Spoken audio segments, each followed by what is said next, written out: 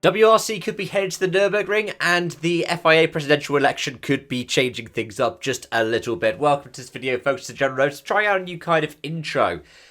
Let's talk about the channel. Let's talk about some of the things going on in the world of motorsport. And we're going to start off with the channel. I know that things have been all over the place, and, well, I'm actually recording this on the Wednesday. I sat down and recorded a bunch of videos, mostly kind of things like reviews over the past couple of days, but most of them have been single takes just because, as you can hear, I'm still not 100%. So I was impressed the amount I was able to do for the CER video and for F1 Kota, where I was able to keep more to my regular tone. But yeah, elsewhere on this channel, hopefully, Bathurst 1000 review will be out around this time, and then after that, GT World Challenge Europe at Valencia. Then I'm thinking Super GT at Sugo, the CER, and then Kota. That will be through to Monday. Tuesday, NASCAR at Talladega and Super Formula second round at Fuji.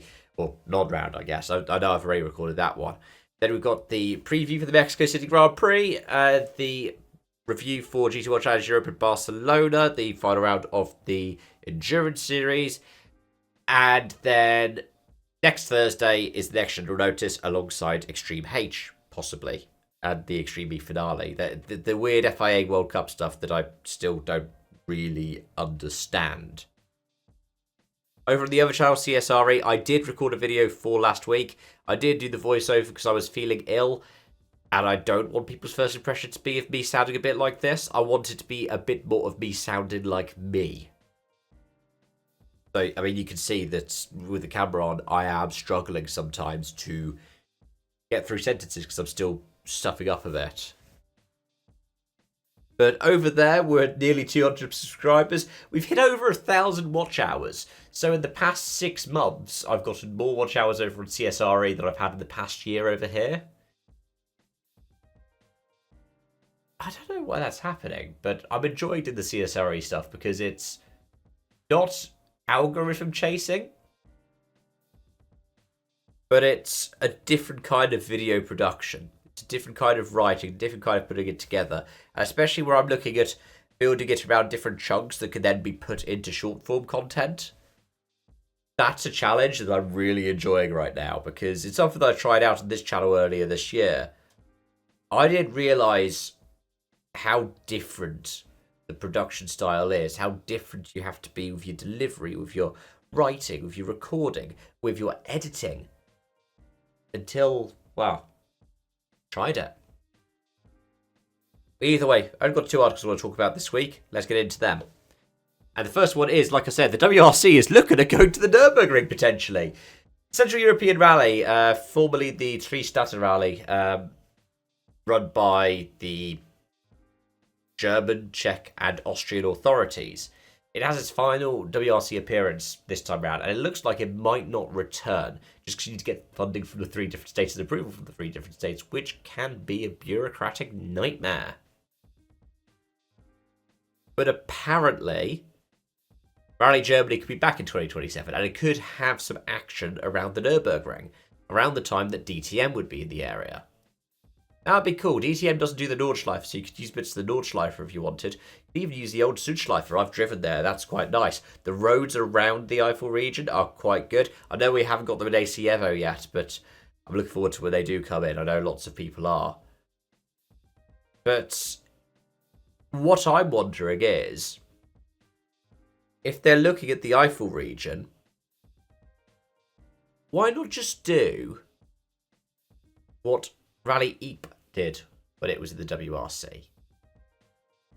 You know, have 2 days in the traditional rally lands, and then a final one out doing the fan service stuff. I mean, yes, there is the Eifel Rally anyway. It's a popular rally show that happens every year in Germany. But come on. You gotta have Panzerplatte. It's not that far away. I know that because I've driven from the Nürburgring to Trier. So either you do like a Saturday at the Panzerplatte, which would be amazing. Do a remote service in the middle of the day and just have the military complex, the Baumholder military complex, just for a day. Like you used to with Rally Deutschland, you would have just the Saturday be the military stages. Then you can do the Friday ones in the Eifel region, out around the fan favourite bits, and then the Sunday around the Nürburgring. You get what is historic for Rally Germany in the WRC. And it's something the CER has maintained as well, where each day does something different. And then, at the same time, you just tick off a bunch of the boxes. You've got a nice showcase. You can go, well, actually, if you enjoy this, and you should be here at a different point in the summer when you've got the Eifel Rally Festival. Or, if you enjoy the circuit racing, watch the DTM at the Nürburgring. If you like the wine, go down to Trier. But let me know your thoughts, because I've been wanting to see this rally back for a while. It's not the one that's top of the list. Top of the list, obviously, I'm biased, Rally GB. But what do you think?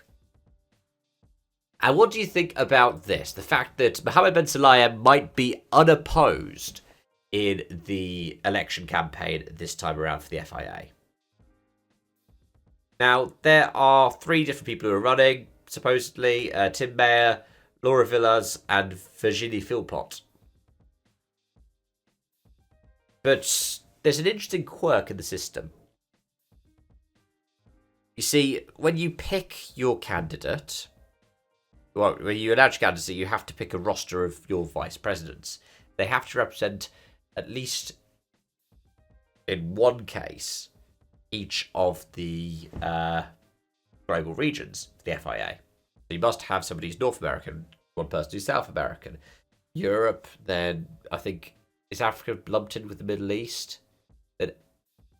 Or is it the Asia Pacific lumped in together? I can never remember. But either way, there's a snag. There's only one person in the World Council who could get picked from Latin America. That person is already on Ben Sulayem's books. That person is Fabiana Eccleston, Bernie Eccleston's wife. I swear, Bernie Eccleston just... He's like the Rupert Murdoch of motorsport. Always finds a way to get his way. He's way older than people think. His wives are a lot younger than them. I mean, he's just become a father again at, like, he's nearly 90, isn't he? And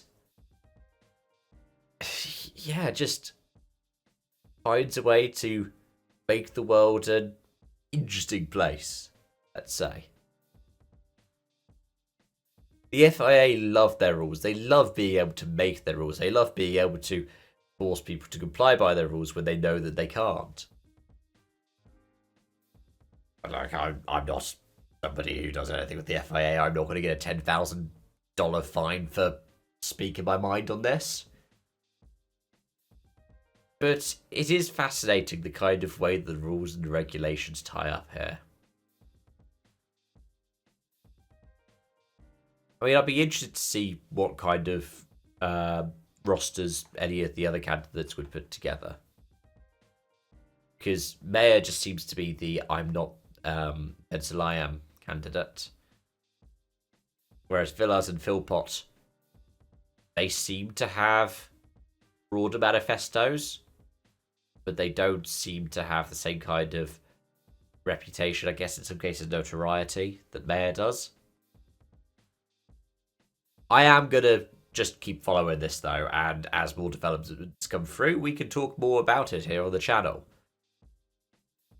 But yeah, interesting is a word that I would use to describe this. There are other words as well, but that's the one that stands out. And on that note, folks, thank you so much for watching and joining. Thank you for tuning in. I hope that you have enjoyed listening to me talk about this stuff. If you do have thoughts, let them be know in the comment section down below. But until next time, bye for now.